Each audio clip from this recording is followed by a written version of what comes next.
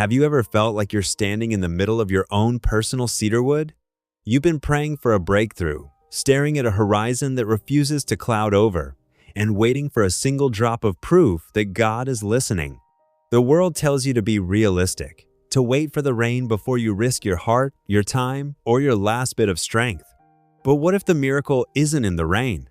What if the miracle is in the spade? Meet Jaga.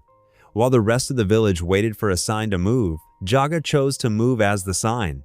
He stepped into a field of iron-hard clay with nothing but a sack of seed and a promise he couldn't see. If you've been waiting for the conditions to be perfect before you take that next step of faith, this story is for you. It's time to stop watching the clouds and start digging in the dust. The dust in the village of Cedarwood didn't just coat Jaga's sandals, it seemed to coat his soul. For 3 years, the rains had forgotten the way to the valley. The earth was no longer soil, it was a mosaic of cracked, sun-baked clay.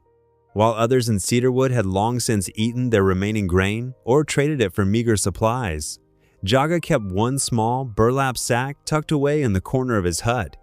It was his last measure of seed, his last hope. One morning, Jaga walked into his field with a rusted spade. His neighbor, Toby, leaning against a withered fence post, let out a dry, rasping laugh. "What are you doing, Jaga? The ground is like iron. You'll break your back before you break that dirt. And for what? To bury your last meal in a grave?" Jaga didn't look up. "It's not a grave, Toby. It's a womb." "Faith doesn't bring clouds," Toby countered, his voice softening with pity. "Water brings life. Wait for the rain, then plant. That is the logic of the world." Jaga paused, wiping sweat from his brow. "If I wait for the rain to feel sure, I am practicing sight, not faith. Faith is preparing the ground while the sky is still brass." For a week, Jaga worked. Every strike of the spade sent a shock through his arms. He dug rows into the stubborn earth of cedarwood, his hands blistering and his throat parched.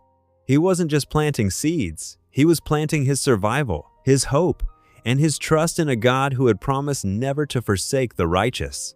Every evening, he knelt in the dust. He didn't pray for the rain to come so he could believe. He prayed because he already believed the rainmaker was faithful. By the 10th day, the bag was empty. The field looked exactly as it had before, brown, barren, and dead. The only difference was that Jaga now had nothing left to eat.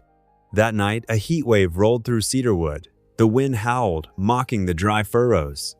Jaga laid on his mat, his stomach aching. The doubt crept in like a cold mist. What if Toby was right? What if I just threw away my last chance at life? But as he drifted into a fitful sleep, a verse echoed in his spirit. Now faith is the assurance of things hoped for, the conviction of things not seen. Hebrews 11:1.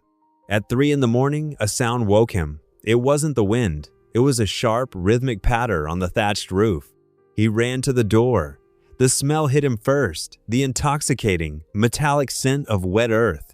Then came the downpour. It wasn't a drizzle, it was a deluge. Jaga stepped out into the mud, laughing as the water soaked his clothes. He looked over at Toby's house. Toby was frantic, running into his yard with bags of seed, trying to dig into the now slick mud. But the rain was too heavy. The water was washing the topsoil away because it hadn't been tilled. Toby's seed stayed on the surface, swept away by the runoff. But Jaga's field was different. His seeds were already deep. They were anchored in the trenches he had labored over when the sun was at its hottest. The water didn't wash his hope away. It soaked deep into the prepared furrows, awakening the life he had buried in faith. As the sun rose over a transformed cedarwood, the air was thick with the scent of damp earth and the sound of Jaga's laughter. Toby stood at the edge of his washed-out field, staring at the seeds he had tried to plant, too late seeds that now floated uselessly in the puddles. Jaga's field, however, was silent, its treasures tucked safely beneath the mud, already beginning the invisible work of turning death into life.